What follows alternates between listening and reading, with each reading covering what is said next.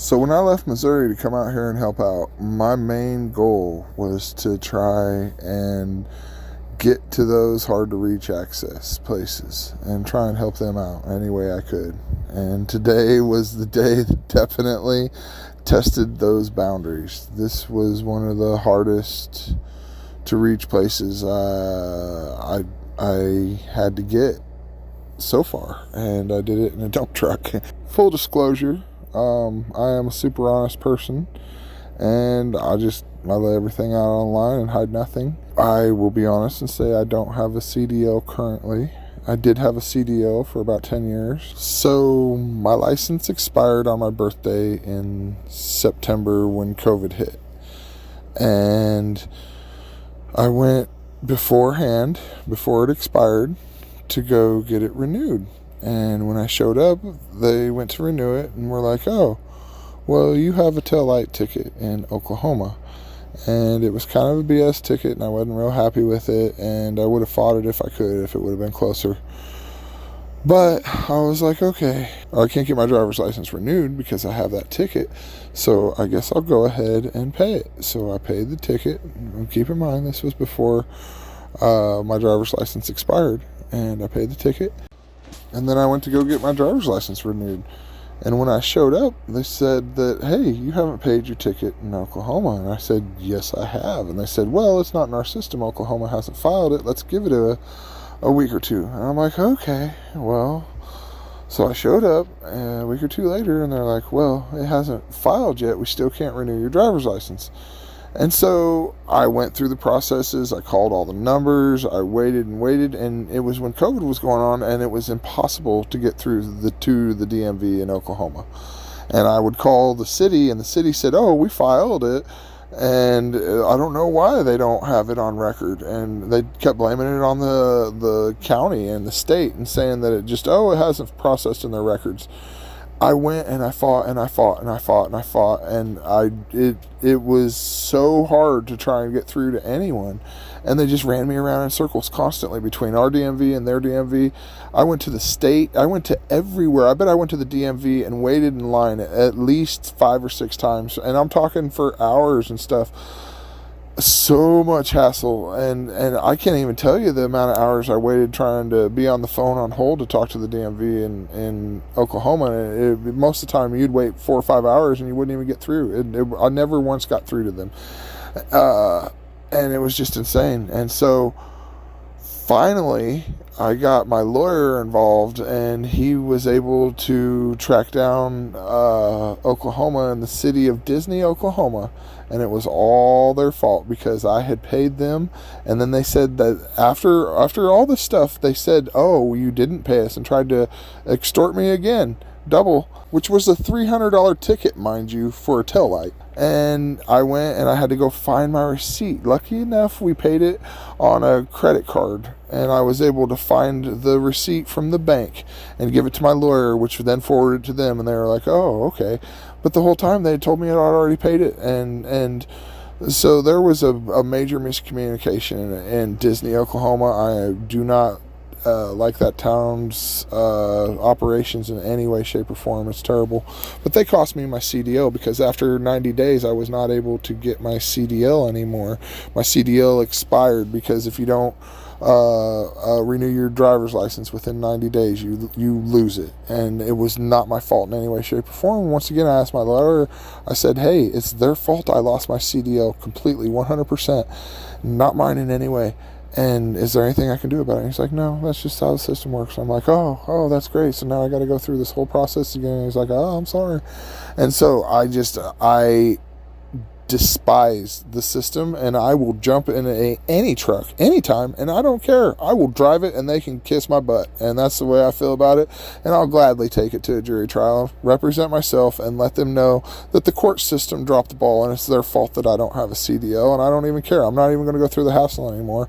I don't have a full-time job driving a CDL, but I'll tell you what, out here in this situation and the way things are, I will gladly jump behind the seat in that dump truck and drive that thing up and down the road. And I hear the governor has made stipulations to where you can do things like that, but I don't care. Either way, I don't care. I'd gladly take it to a jury, 12 my peers, and let them decide the courts are wrong and that I should be able to drive a truck and have a CDL and all that stuff. So, point being is that I intended to come out here and just really try and go to the hard to reach places because I knew I was a good driver and that it would be hard for some people, and I really wanted to test my skills and to just try and help out in the hard to reach places, and that was my goal when I left home, was to do such.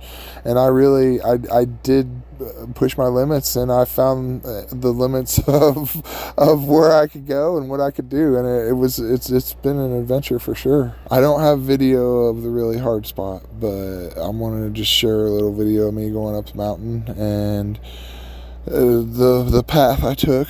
I went further than this video shows. At one point I went all the way to the tip top, and it was really hard turning around, and it was really hard. It was in a tight spot, and it was the extent of my driving skills, and I was right on the edge of a cliff, and it was just a real precarious situation.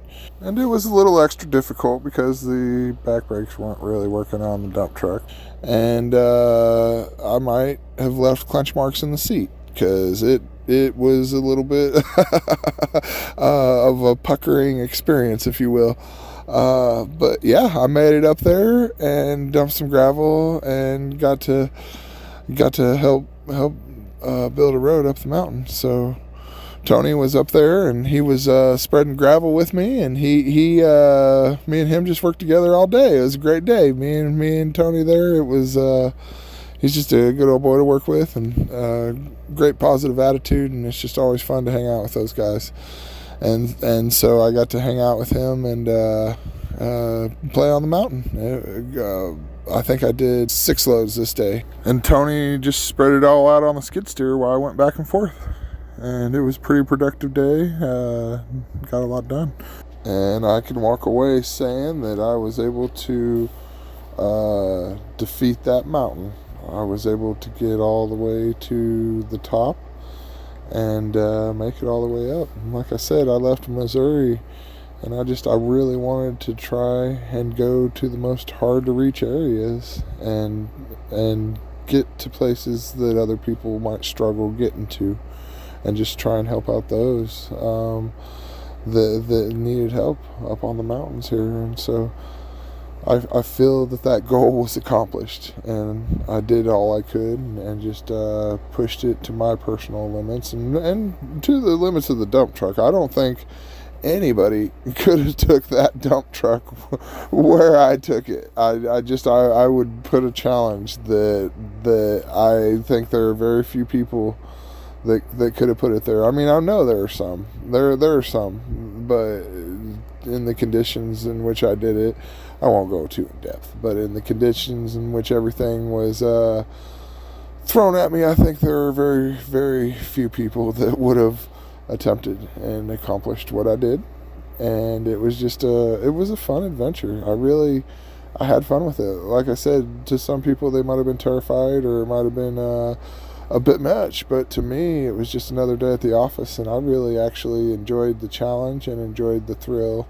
And I'm just a wild guy like that. I always love a good challenge, driving challenge. Back home at the lake in the wintertime, whenever we have snow or ice storms, I always put it out on Facebook that I'll help anybody I can. And if anybody needs medicine or taken to the doctor, diapers, or any essentials, I always just try and do deliveries and try and help people out in the snow, because that's just my forte. I love driving, and I also love a good challenge.